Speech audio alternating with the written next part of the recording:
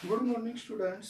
आज आपके सामने जो है class +2 subject political science chapter जो है 2 का एक दल का प्रभुत्व, इस विषय पर कुछ क्वेश्चन मैंने आपको जो है पहले समझा दिए थे और कुछ क्वेश्चन मैं आज आपको समझाऊंगा। इस वीडियो में जो क्वेश्चन आपको समझाए जाएंगे वे काफी महत्वपूर्ण है, तो आपने जो है ध्यानपूर्वक सुनना है।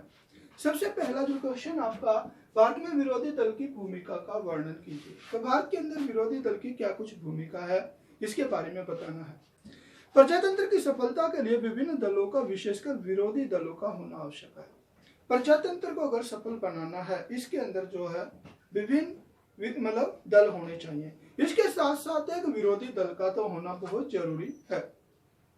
प्रजातंत्र में समय समय पर चुनाव होते हैं। प्रजातंत्र के अंदर जो है समय समय पर चुनाव होते हैं, हर 5 वर्ष के बाद चुनाव होते हैं। जो दल चुनाव में बहुमत प्राप्त कर लेता है वह सत्तारूढ़ दल होता है। जो चुनाव के अंदर जीत जाता है वो सत्तारूढ़ दल कहलाता है और जो दल हार जाता है वह विरोधी दल कहलाता है। जो चुनाव में हार जाता है उसे विरोधी दल कहा जाता है। भारत में एक संगठित विरोधी दल का अधिकांश समय अभाव रहा। हमारे देश के अंदर एक विरोधी दल का काफी लंबे समय से अभाव रहा है, कमी रही है। यहाँ इंग्लैंड की तरह कोई संगठित विरोधी दल नहीं है। इंग्लैंड की तरह भारत के अंदर कोई जो है विरोधी दल, संगठित विरोधी दल नहीं है।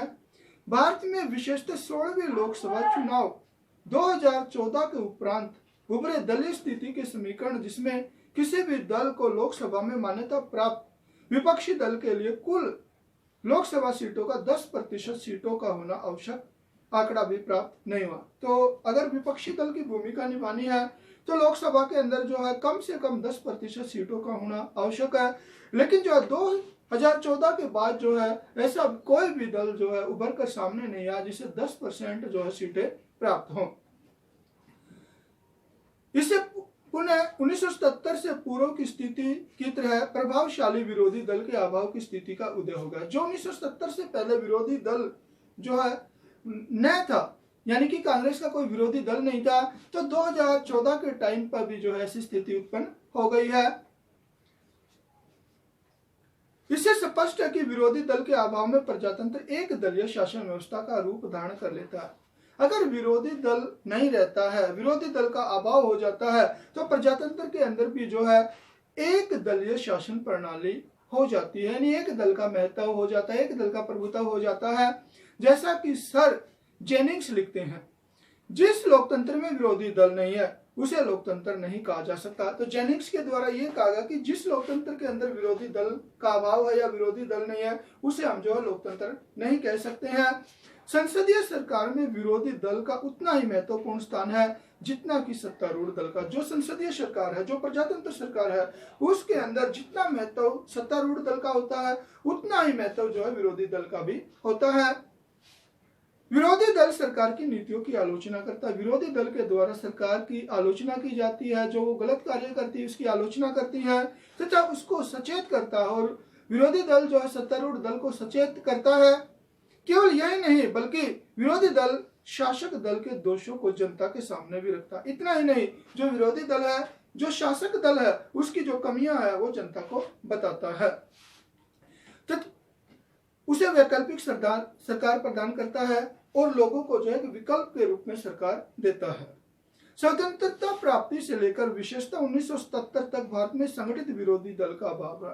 तो हमारे देश के अंदर जब हमारा देश आजाद हुआ उस टाइम से लेकर 1977 तक बिल्कुल भी जो है विरोधी दल उभर कर नहीं सामने आ सके, विरोधी दल का अभाव रहा। भारत में अब तक 17 लोकसभा चुनाव हो चुके हैं। तो हमारे देश के अंदर जो है 17 लोकसभा चुनाव हो चुके हैं, परंतु अभी तक देश में स्थायी संगठित विरोधी दल का विकास नहीं हो सका है। लेकिन अभी तक हमारे देश के अंदर जो स्थायी रूप से, परमानेंट रूप से जो है कोई भी ऐसा दल नहीं जो विरोधी दल का कार्य कर सके।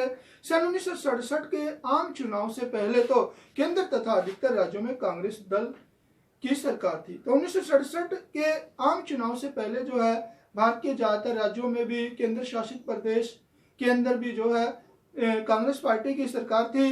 परंतु इन चुनाव के पश्चात विरोधी दल की शक्ति में कुछ वृद्धि हुई। लेकिन 1967 के बाद जो है विरोधी दल जो है कुछ उभर कर सामने आए।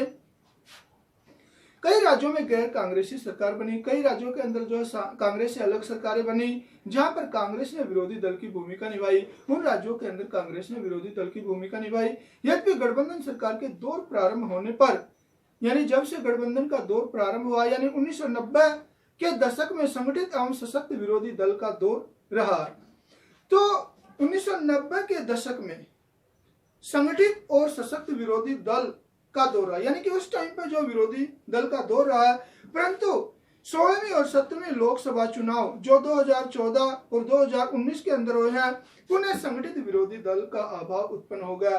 तो इन चुनाव के अंदर कोई भी ऐसा दल नहीं है जो एक विरोधी दल की भूमिका निभा सके। नंबर 2, भारत में चुनाव तथा मतदान के बदलते स्वरूप पर एक नोट लिखिए। तो हमारे देश के अंदर जो है चुनाव का जो बदलता स्वरूप है वो किस तरह से बदल रहा है, ध्यान दीजिए। स्वतंत्र भारत में हुए पहले तथा दूसरे लोकसभा चुनाव में मतदान का तरीका वर्तमान तरीके से बिल्कुल अलग था। तो हमारे देश के अंदर जब हमारा देश आजाद हुआ उसके बाद पहला आम चुनाव जो 1952 में हुआ है और दूसरा आम चुनाव जो है 1957 के अंदर हुआ। इसके अंदर जो मतदान का तरीका जो है वर्तमान तरीके से कुछ अलग था। चुनाव लड़ने वाला प्रत्येक उम्मीदवार के लिए एक अलग मत पेटी होती थी। जो भी उम्मीदवार चुनाव लड़ता था उसके लिए जो है अलग से मत पेटी रखी जाती थी, जिस पर केवल उसी उम्मीदवार या पार्टी का चुनाव चिन्ह अंकित होता था। तो उस पेटी के ऊपर उसी उम्मीदवार का या उसकी पार्टी का चुनाव चिन्ह अंकित होता था। इस प्रकार चुनाव लड़ने वाले उम्मीदवारों की संख्या यदि 5 है तो उस चुनाव क्षेत्र के हर मतदान केंद्र पर 5 मत पेटियां होती थी। मान लीजिए कोई भी चुनाव एरिया है, उसके अंदर जो है 5 सदस्य खड़े हो गए हैं, तो जहां पर वोट पड़ते हैं वहां पर जो है 5 पेटियां रख दी जाती थी। मतदाता को मतपत्र दे दिया जाता, मतदाता को जो मतपत्र दे दिया जाता जिसे वह उस पेटी में डाल देता जिस पर वह निशान अंकित हो, जिसके पक्ष में वह मतदान करना चाहता हो। और जो मतदाता होता था उसको जो मतपत्र मिला हुआ था, उस मतपत्र को जिस उम्मीदवार को पसंद करता, जिस पार्टी को पसंद करता है, उसकी पेटी के अंदर जो है वो डाल देता था। यह पद्धति काफी दोषपूर्ण थी, किंतु इस पद्धति में जो काफी कमियां थी। इसमें यह संभावना बनी रहती थी कि मत पेटी का ताला खोलकर उस मत पेटी से सभी या कुछ मत पत्रों को दूसरी मत पेटी में डाला जा सकता। तो इसके अंदर कुछ कमियां थी। कमियां ये थी कि मान लीजिए कि एक मत पेटी के जो वोट हैं उनको दूसरी मत पेटी में डाला जा सकता है। इसके अंदर ये सबसे महत्वपूर्ण कमी थी। तो इससे आम चुनाव के लिए मतदाता का तरीका थोड़ा भिन्न था। तीसरा, जब आम चुनाव हुआ तो उस टाइम पे जो है वोट डालने के तरीके में काफी अंतर आया। अब मतपत्र पर सभी उम्मीदवारों के नाम और निशान अंकित होते थे। जो बैलेट पेपर होता था उसके ऊपर सभी के नाम, सभी के जो है चुनाव चिन्ह अंकित होते थे। मतदाता उनमें से किसी एक नाम या निशान के आगे मोहर लगा देता। तो मतदाता जिसको वोट देना उसके आगे मोहर लगा देता। उसके पश्चात मतपत्र पेटी में डाल दिया जाता। उसके बाद जो है वो पेटी के अंदर डाल देता। इस प्रकार हर मतदान केंद्र पर केवल एक ही मत पेटी रखी होती थी। तो इस तरह से जहां पर वोट पड़ते थे वहां पर एक ही मतलब पेटी रखी होती थी जिसके अंदर सभी मतदाता अपने वोट डाल देते थे। जब वह भर जाती तो दूसरी मतदान पेटी इस्तेमाल की जाती थी। जब वह पहले वाली भर गई है मान लीजिए तो दूसरी मत पेटी का प्रयोग किया जा सकता है। पिछले कुछ वर्षों के दौरान चुनाव प्रक्रिया में महत्वपूर्ण बदलाव है, लेकिन क्या हुआ कि काफी समय से जो है अब चुनाव प्रक्रिया में जो है काफी बदलाव आ रहे हैं। देखिए 1990 के दशक के अंतिम वर्षों में इलेक्ट्रॉनिक्स वोटिंग मशीनों से काम लेना शुरू कर दिया। तो 1990 के बाद जो है इलेक्ट्रॉनिक्स वोटिंग मशीनों का प्रयोग शुरू हो गया है। सन 2004 में हुए आम चुनाव तक पूरे देश में ईवीएम का प्रयोग शुरू हुआ। तो 2004 के अंदर जो चुनाव हुए थे उन चुनाव के अंदर लगभग पूरे देश के अंदर जो है इन इलेक्ट्रॉनिक्स वोटिंग मशीनों का प्रयोग किया गया। अब मत पेटी की बजाय इलेक्ट्रॉनिक्स वोटिंग मशीन का ही प्रयोग किया जाता है। अब मत पेटी का प्रयोग नहीं किया जाता बल्कि उसके स्थान पर जो इलेक्ट्रॉनिक वोटिंग मशीन है उसका प्रयोग किया जाता है। 1980 के दशक में यह महसूस किया गया कि जाली मतदान रोकने के लिए मतदाताओं को पहचान पत्र दिए जाएं। आप सभी को पता है वोटों के अंदर जो है जाली मतदान भी पड़ते थे पहले, लेकिन इन जाली मतदानों को रोकने के लिए जो है चुनाव आयोग के द्वारा 1980 के अंदर ये सोचा गया कि इन जो जाली मतदान पड़ते हैं इनको कैसे रोका जाए। तो इसके लिए जो है पहचान पत्र दिए गए, जो 2000 तक पहचान पत्र देने की प्रक्रिया करीब करीब पूरी हो चुकी थी और 2000 तक जो है सभी लोगों को जो वोट डालते हैं जिनकी आयु 18 वर्ष की हो चुकी है उनको जो है पहचान पत्र मिल गए।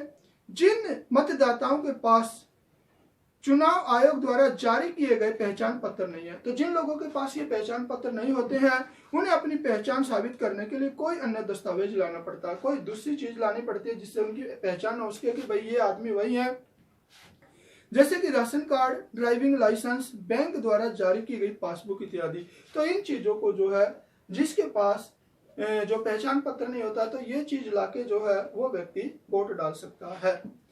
अब प्रचार के तरीके में महत्वपूर्ण परिवर्तन आया, तो आजकल जो प्रचार के तरीकों में भी काफी महत्वपूर्ण बदलाव आया है, क्योंकि लाखों मतदाता एक सदस्यीय क्षेत्र में होते हैं, क्योंकि एक चुनाव क्षेत्र के अंदर लाखों मतदाता होते हैं, इसलिए उम्मीदवार मतदाताओं से गली गली घूमकर सीधे संपर्क कर सके।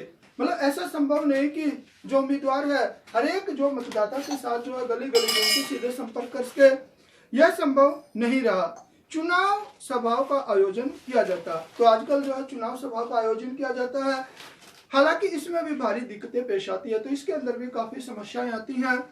टेलीविजन ने इस समस्या को हल कर दिया, लेकिन जो दूरदर्शन है उसने जो इस समस्या को हल किया है, टीवी पर होने वाला चुनाव प्रचार तत्काल घर घर पहुंच जाता है।